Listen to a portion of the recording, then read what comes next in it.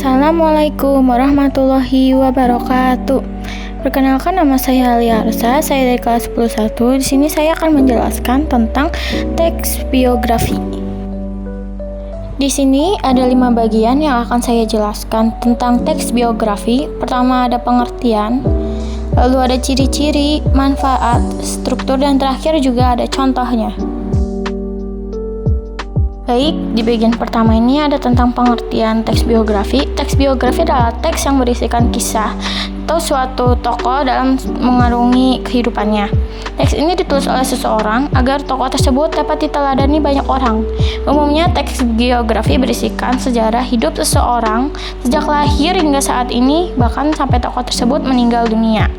Jadi teks ini tuh biasanya mengisikan tentang permasalahan yang dijalani oleh tokoh dan menginspirasi membaca. Masuk ke ciri-cirinya. Pertama, berisikan fakta yang didasari pada pengalaman hidup tokoh, terus disajikan dalam bentuk narasi, dan terakhir menceritakan peristiwa penting yang dialami sang tokoh sehingga dijadikan teladan bagi pembaca. Lalu di sini juga ada tujuannya.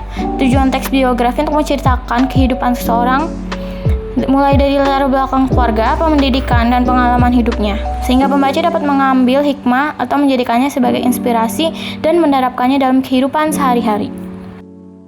Baik, sekarang di sini kita masuk ke bagian manfaat. Yang pertama yaitu kita bisa lebih mengenal tokoh-tokoh terkenal atau berpengaruh melalui riwayat hidupnya.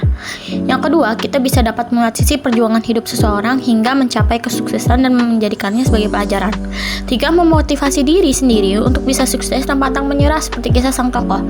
Dan yang terakhir, bisa menjadi inspirasi dalam bekerja keras untuk mencapai hasil yang diinginkan, sehingga kita tidak menjadi orang yang pantang menyerah dalam memperjuangkan sesuatu untuk hidup kita yang lebih baiknya nanti seperti para tokoh yang ada di dalam teks biografi.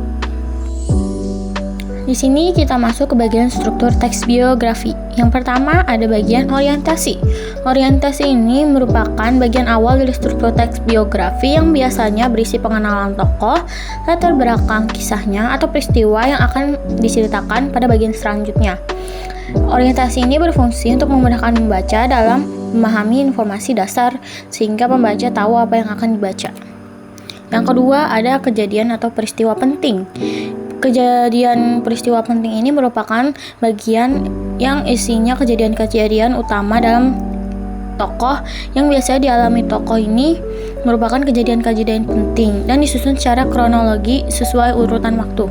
Terkadang penulis juga menyertakan beberapa komentar bagian pada bagian-bagian tertentu dalam kronologi peristiwa. Yang terakhir ada reorientasi, yaitu bagian berisi komentar atau pernyataan simpulan mengenai rangkaian peristiwa yang telah diceritakan sebelumnya. Reorientasi ini berperan sebagai penutup pada teks biografi dan bersifat opsional. Bagian ini memudahkan pembaca dalam memahami peristiwa yang telah diceritakan dan memahami alasan tokoh tersebut patut dijadikan teladan bagi banyak pembaca. Masuk ke bagian unsur-unsurnya. Yang pertama yaitu cerita latar belakang keluarga tokoh, cerita latar belakang pendidikan, ada masalah atau kesulitan yang dialami tokoh, keistimewaan tokoh, yang terakhir keteladanan tokoh. Kaidah kebahasaannya yaitu menggunakan kata ganti orang ketiga tunggal seperti ia, dia, beliau. Lalu menggunakan kata ganti petunjuk yang dipakai menggantikan hal yang disampaikan sebelumnya. Lalu menggunakan penanda waktu berupa konjungsi seperti sejak atau ketika. Menggunakan kata depan yang menunjukkan keterangan waktu seperti pada. Dan yang terakhir menggunakan penanda waktu berupa nomina seperti nantinya atau kelak. Kita masuk ke bagian yang terakhir yaitu contoh. Seperti ini dia contohnya.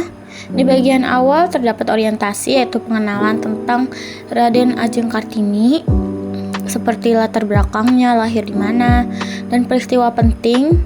Peristiwa penting ini biasanya berisi tentang perjuangan-perjuangan yang dilakukan oleh Raden Ajeng Kartini.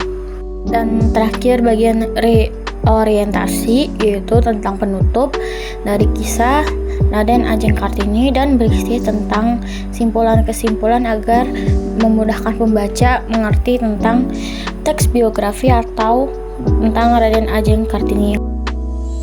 Itu dia penjelasan saya tentang teks biografi. Semoga kalian bisa mengerti atas materi yang disampaikan. Terima kasih. Assalamualaikum warahmatullahi wabarakatuh.